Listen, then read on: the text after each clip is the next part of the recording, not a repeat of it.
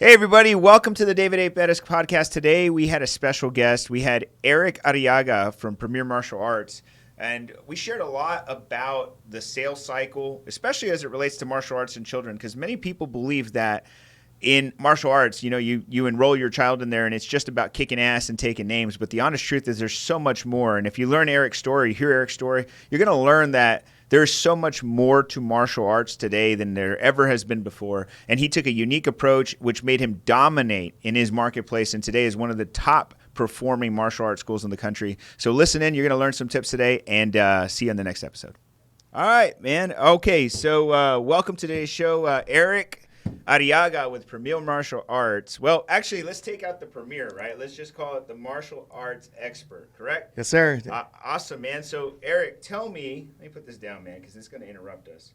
I don't want it to interrupt us anymore. All right, cool. So Eric, talk to me about your martial arts journey. How'd you get into martial arts? Good question. So, I call myself the oops in the family because I have, I'm the youngest of all. I got a, 16-year older brother, 14 years older brother, and so I'm pretty much the youngest of all. Yeah, you and are so, the oops, yeah. I saw my middle brother. My brother did martial arts for many years, and I was like, man, I gotta do that. And so, sure enough, I got the fire in me, and went through the pipelines and so forth. So, yeah. All your life, you were in martial arts? Pretty much, you can say that. Started watching them from 3 years old all the way to adult. I'm still doing it today. I think we have about 35 years in the making. So you're like a kid living out his dreams? That's right. It is. So all these years you watched martial arts, you decided to go into the martial arts business. So tell me, when was your first martial arts business? When did you found that business? So when I had Or actually, let's not even talk about it. How did you decide to get into business? What was the decision? Because today you're obviously doing something big, but how did you decide to make that decision? So I graduated from college, and I was kind of lost. I was like, man, what am I going to do with my degree? And all of a sudden I'm like, well, I know what I do. I have a special talent. I have a gift. And, in 2006, my brother and I run some martial arts schools in the Rio Grande Valley. And so I branched out, opened up in Harlingen. And, we're doing pretty good. And all of a sudden, of course, I got married and and I wasn't my brother's name. So, we depart and, I left them and he has his business in Brownsville. And so I just still continue operating in Harlingen. So just so we get this clear, so you partnered with your brother to open some schools, and you and your brother, but it was under his name. Correct. Yeah, and so you were like partners, but not really partners. Is that what I'm hearing? Or? We were somewhat partners. I'm saying, I had my location in Harlingen was pretty much mine. Okay. I'm saying. So you had two locations. One was yours and one was his, and then you decided to kind of say, hey, let me do my own thing. Right. Okay, what made you make that decision? I mean, I know it's kind of personal, but what was like, I think I should just try to do it myself, and let's see if I can figure it out. What did you make that decision? Well, I wanted to figure it out if I can do it myself. Because, I want to have a family. I got married and so forth. So I'm like, how am I going to support my family and so forth? And so I went up big, and I first started with a 480 square foot facility. I was in a room with a lawyer. I was in a room with a tax office, and there was a karate school in the same building. And so 400 square feet? 480. Yes. It's like almost this room. No, almost. It's two of these rooms. Yeah. But we grew, and that was in right down on Tyler and Harlingen. It was sweet. And after there, I went up to a bigger location, 1,000 square foot, and it was on the same road. And we outgrew that one fast. How did you have such a great growth? Like, what do you attribute the growth to? Well, I teach martial arts, but in a fun, exciting way. Live lessons, character development. That's what's the icing on the cake for karate schools, martial arts schools. And so, not everybody is a competitor. I'm saying I love to compete. I'm a competitor, regardless of what it is. I try to win always. But there's kids and there's athletes that they want to just learn the journey becoming a great martial artist one day, right? Or continue becoming a black belt. Okay. And so what we did is, we just, I didn't know how to run a business at all. And so I had to hire consultants to help me how to run a successful business. So I paid hundreds of thousands of dollars just to learn how to run a business. Now I know how to run a business. But so your secret sauce, just go back to that. You're saying that your secret sauce was martial arts mixed with, what did you say? Character development, life lessons. Character development and life lessons. And by the way, is that was that your idea? Did you just think about that? How did that idea come to you? Because that's a real big sales strategy right there. How did you uncover that? Well, since I was, I graduated from the university, and I was like, man, you know what? I think kids should know how to communicate, how to have public speaking, and how to, do community events for the community. Because it's not just the kicking and punching. That's what we teach in our program, in our program, how to make you an awesome role model, right? Because at the end of the day, parents want the best student, or actually kid, right? Yeah, they Be want respectful. Good kids. They want good kids. Most parents. Exactly. Well, everybody wants a good kid. Just joking. I know everybody wants a great kid. Exactly. But you know what? That's what we enforce and emphasize in our program. So that's why we have hundreds and hundreds of students that work in our school every single day. So that's interesting because, I do a lot of interviews, and I always talk to people about their sales strategy and their marketing strategy. And most people just have a service. Martial arts is a service, right? Because you're not giving them a tangible anything. It's like I'm teaching you how to defend yourself and how to, practice the skill of martial arts. But so if you just did that, then anybody would be your competition. Anybody who did martial arts, right, is pretty much your competition. If all you did is just teach them martial art. But you said, I don't want to be the same. I got to change this. Exactly. I'm not. And then you did this character development. So did you start telling the parents that when you were selling? You were like, we're not just doing martial arts? Actually, I was a competition school. So I used to, we would compete every single month. Take kids to state nationals, Really? Make them to make team trials for the United States team to win gold medals, right? But all of a sudden, that wasn't the plan for me. You know what I'm saying? Instead of me surviving the business was losing money. Why? Because not everybody wants to compete, and I was focusing on the top 5, top 10 athletes to become total rock stars. Now everybody's a rock star in our school, because at the end of the day, you don't have to become a competitor to win. You can become a competitor in your daily life, how to, like I said, good grades, communication, and how to, talk to parents and people. So, wow, that was pretty interesting. So I didn't even know this, and we've known each other a little bit, but I didn't know that. So you were training athletes. Mm-hmm. Like you were like, hey, I'm going to train these guys to go kick ass and take some titles? That's right. So I was in, I got a couple of gold medals in the United States. I went with the U.S. national team for the AAU and also for the U.S. Taekwondo. So I was, Your athletes, or you got them? Me, yeah. Oh, wow, so, I didn't know that. And so, trained hard, numerous hours, it was a great journey for me. Okay, and so you wanted to take some people to that level. I want to take that level, you know what I'm saying? But there's some reason, I can only teach so much, but that wasn't the passion that I want. I wanted to have, instead of having students that are just grinding every single day, compare like having, how can I have that Kyle become a straight A student? How can I have that kid become a president of the United States? Be the best version of themselves. Exactly. Instead of competing for the world, compete for themselves. Mm-hmm. And then that can actually open up a lot of doors once they get older, believe it or not. So I will pay, for my son to be a total badass, for example, become polite, respectful, being a role model, helping the community out. Because I know that one day my son and my daughter, they're going to be total awesome people for the community. Yeah. That's interesting. So you had these two schools. You branched out. You said, I'm going to make myself different and unique. I'm going to be, I'm going to develop the kids, not just train them to kick some ass. So then you did that. How long were you in that location, and what changed after that? So, good question. So I was in that location, my second location. We were there for maybe 3 years. And my daughter was born. I told my wife, you know what, I already had my consultant, which is Barry Vanover. He's the president and CEO of a Premier Martial Arts. And he was always telling me, dude, you got to go with the Premier, I'm like, no. I was an independent school. I like to do things on my own. And all of a sudden I say, man, I can't kick forever. I'm saying I'm getting older. And I say, I have Is that like a term in the industry? I can't kick forever? I can't kick forever, right? And so my philosophy and my goal was, what, how can I clone myself so that other people can pass out the same legacy to become successful at the end of the day. Okay. And so I put Premier Martial Arts in 2016 when my daughter was born. Actually, 2018 when my daughter was born. And from there, it's just been climbing success. So let's just kind of so we can unpack it for our audience.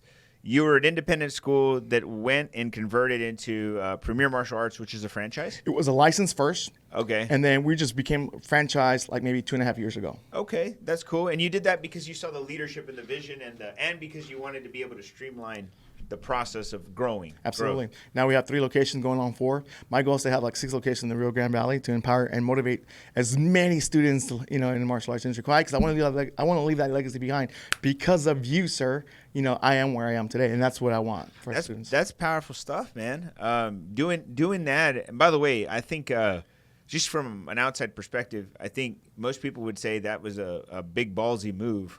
It was actually. I got hated for it. I got, you're a sellout, this and that, and and then all of a sudden I got, that was the fire in me that drove me to become successful at the end of the day. Because at the end of the day, you know who your really friends are until they need help from you, or when you want advice.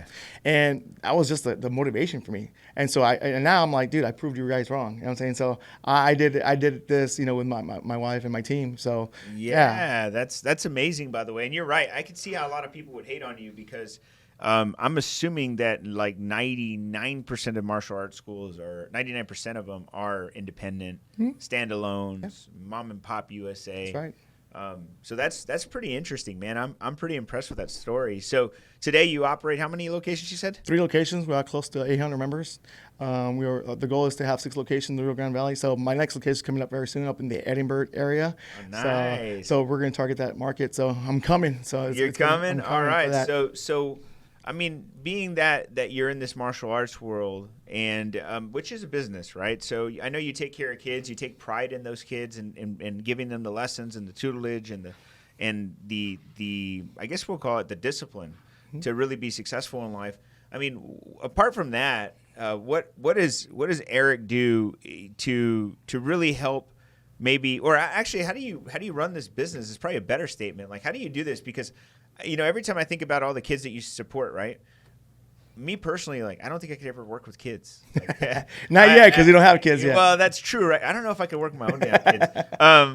But what I mean by that is, this sounds like so much responsibility, in my opinion. Like, I don't know, man. Like, I feel bad, like, just between you and me, like, if I pick up my nephew and, like, we hang out for a little bit, even if we're, like, not even going anywhere, I'm like, man, this is a lot of responsibility. Like, I can mess this kid up. Yeah. Because look at your knowledge. Messing them up in a good way. For example, throwing out all that knowledge that you have, and that's what I do for my son. Because at the end of the day, I go, you can become. He's very athletic, but I go, you know what? If you know how to run an operation, man, I guarantee you can be successful at anything you do in life. Yeah, that's true. So running an operation that manages all these children. How does that play out every day for you? Like, what is your role in the company? So I have, of course, my wife, and I have my area director, which is Tabitha Trujillo. She's been a part of me on the team for 8 years. She just became, she's running all my operations, 3 locations. Of course, we're a team, right? So teamwork makes the dream work.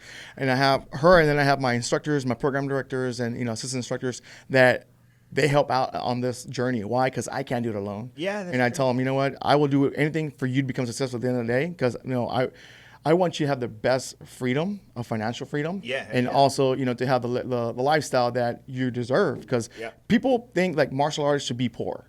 Honestly, like, man, why you should be poor. I'm like, why? I run the business. You know what I'm saying? I'm successful at what I do. I'm actually helping your son become, rock stars in your school, in the community, and so forth. And we're just provide the discipline that most parents don't have the time to discipline their kids. That's true. So what do you do in the role of the business? I know obviously you said it's you and your wife and program director, or area director. What's your role? What do you do with it? So I oversee everything that goes day-to-day operations. So I do all the instructor trainings, also what's going to happen throughout the whole entire pipeline for that. So we lay it out for like 60, 90 days, plan out, because you have to have goals to hit every single month and so forth. And we have to have a plan. How are we going to drive that plan and make that plan successful? And there's hiccups along the way, so we have to pivot and redirect so that it can go smooth sailing. You know what I mean? But it's a lot of planning, though. Most people, most entrepreneurs, or most business players, maybe mom and pop shop schools, don't even know what that is. They don't even know how do I start a business plan? How do I plan? Well, so I serve a lot of business owners in our practice, and a lot of the things that I see in business today are a lot of people that are trying to make it but don't know how to make it. It's really they believe they're in service and not sales. Mm-hmm. Like they think that they're providing a good service, and because they provide a good service, people should just automatically come to them. Like they're a magnet because they're nice people. And that's not really how it is. You know that. No. Like you could be the best hamburger in town, and you could, but it doesn't really matter if nobody knows who you are, and if you don't have anybody to give them the hamburger or try to make the sale. Like it just doesn't work like that. There's some unicorns out there that could do that. There are a few companies that have done that in the world, but for the most part, most of us have to fight for business. Absolutely. I do that every single day. And it's interesting though, because in your industry, I have met a lot of the martial arts instructors locally, because you've introduced me to some, and I can tell they're just service oriented. They think that they just show up and they do their coaching or whatever it is, and they send the kid, and the kid's supposed to be successful because of that, and that's it. Like, they've done their part. And there's so much more. You mentioned the development. That was huge for me. And you're telling me now, like, we have sales goals, right? So I think parents today, I would think any parent would say, why does a martial arts school need sales goals? Survive, because we got to still pay the staff. You got to pay it's like paying bills. You know what I'm saying? Yeah. So when you have a mortgage, I have a mortgage in in 3 different cities, 3 different counties, right? So that's the thing. So we have to work for it at the end of the day. I would argue for you, because I think this is true for any business, is if they want to be successful, you're probably in a better location than most other people. Like, your locations are probably better, meaning they're in better visibility, yep. Higher traffic, probably nicer and more updated, more modern, more well lit, more safe. Like, all of these things are probably benefits to you. Yeah. And so because of those things, people pay for those things, right? Absolutely. Like, somebody's got to pay for it. Right. Exactly. But I mean, people see the value of it. That's what it is, value. Because if you don't see the value, then you can go to the average Joe martial arts across the street. You know what I'm saying? But people come to her because we have a track record of success. We have 96% of our students are straight A's because of our martial arts program. Wow. We have a leadership team that go above and beyond every single, every Saturday, throughout the whole entire 3-year training of going and becoming a black belt one day. Wow. But the cool thing is, we have this leadership team, and you were one of our guest speakers when we did the young entrepreneurs.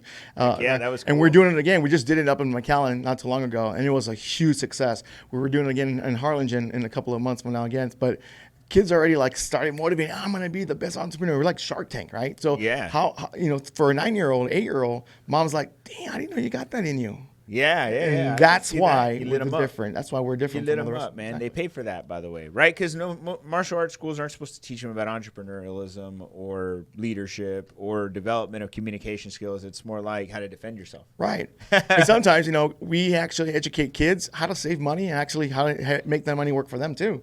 Because parents don't know. They say, well, if you save a penny saved is a penny earned. No, it's just a penny, right? Yeah. No, how do you multiply that penny times 10 and make it to 100,000 or whatever it is? So we show those little steps for those kids so that one day they have some money in their pocket, That's pretty cool, man, by the way. I think it's inspiring to see how involved you are with the group of children that you guys see, because I think a lot of people think they're having impacts on people by just being a service or giving the great service, but true impact comes from change, right? Like, you got to see a change. And if you've probably had people in your programs for 3 years, and they come out of it and they're stronger, they're smarter, they're wiser, they're more confident. Yeah. I think that's probably the one thing I would say if I sent my kids to you. I just want confidence. Like, if they can kick some ass, that's a bonus. That's icing on the cake for us. Yeah. Because I know the kick and punching is strong, but it's like the life lessons that's going to help you become successful day in, day out. Yeah. So, true story. We actually, we had, of course, I'm not the cheapest place in town. Shouldn't be. And I'm not. The thing is, we had one family that the dad just bought a brand new vehicle, right? And the kid got nominated for our leadership program. And so what parents did over the weekend, they say, I'm going to trade in my truck so I can lower my payments so I can afford this leadership program. Wow. And I was like, wow, that's a huge impact that we're doing on that. That's family. Commitment, by the way. That's commitment at the highest level. I think, one of the beauties about the industry you're in is I think most parents will do anything for their kids. Always. And so kind of always have a demand. I think there's a few things in life that people will cut out of their budgets. Whatever the kid wants, that doesn't get cut. Yeah. Well, kids got to be, they got to be entertained. Nowadays, since the pandemic hit, they were closed for like 2 years. They didn't have no social skills. By the way, I should ask you this because you're going to say something and I want you to elaborate on it. Yeah. How did you even operate in the last 2 years? Well, I mean, obviously it hasn't been 2 years. The pandemic shut down. Yeah. How the hell did you pivot there? Because that's a huge deal. Like, you can't fight, I'm thinking fighting because it's just martial arts, but you can't practice martial arts without being with an instructor, right? True that. Well, we found before the pandemic was about to hit, I think it was like 3 weeks before everything got shut down. I told my team, guys, we need to hit virtual. Like, we got to hit it now. And they're like, no. I'm like, no, dude, we need to hit this now. So we did it. The following week, we closed our schools. Actually, I was about to open my second location up in McAllen, and I was kind of scared because I'm like, I just signed the lease, and there's no students coming in, and how am I going to pay that mortgage and so forth? So, man, we were the first karate school in the Rio Grande Valley that did virtual classes. So we made it big. We made published for, to make media so that we can educate other school owners that, dude, you need to move up. Like, you need to do this, and now you're going to fail. And so more than likely, there's businesses that were like in the business for 25, 30 years. They closed because they didn't pivot right direct. So we were doing virtual classes every single day. We did a parents' night out on virtual. We did pizza night. We did bell graduation. We were doing above and beyond that service. We would actually do introductory lesson on a computer, and we will sign you up for a program. And it was a cool thing. My program director, myself, Tabitha, we will hand deliver the equipment package at their doorstep. That's how committed we were to having that, the empower of the community. Well, I tell you, man, you were hungry. You got to do what you got to do, and what you did is you didn't just pivot. You really solved a lot of problems for a lot of parents. We did. Because I know it may sound like Eric. If anybody watches this, they may think, well, he's just trying to sell. Well, yeah, but he solved a problem. Kids are going to be home. They got nothing to do. They're alone. They're probably stuck to a computer already anyways. They're TV zombies. Yeah, you might as well put something and keep them active so they don't get a little overweight or Yeah, we were doing challenges. We were doing best talent show. Who can sing? It was crazy, awesome stuff that we were doing for the community. So it was fun. I didn't know you. I knew you did some Zoom stuff. I thought you were just teaching them how to kick and punch on the Zoom. No, that was that too, because we have a lesson plan that we follow. But we were graduating people, like I'm telling you, on a big screen TV, and they were getting their bells and certificate breaking board. It was a different time. But it was a great time. Why? Because it tests my business skills. That's right. It tests in all cylinders how we can, make them adapt and hit at all levels. And sure enough, thank you, God, we did it. Yeah, heck yeah, man. It's pretty impressive, honestly. I think that anybody who is in a business like yours during the pandemic was really hurting, and you guys didn't hurt.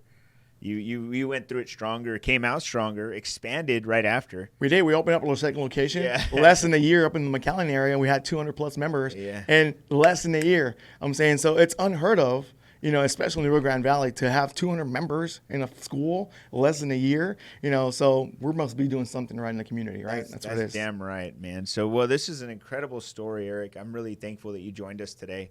Do you have somewhere these guys can find you? I know you have a Facebook page that they can follow you at. Absolutely. We have Premier Martial Arts Harlingen, McAllen Mission, soon to be Edinburgh. You guys can stop by any location you guys like. To better serve our community and our students. We have a one team, one family. We have a saying: if it's not Premier, it's not martial arts. And the cool thing is about that is what we make a huge bond for students and relationships. That's what we do. We build relationships constantly every single day that walks in our doors, and that's what we do. Change lives. Awesome, man. Well, if they want to, I'm going to put your contact information in the description below.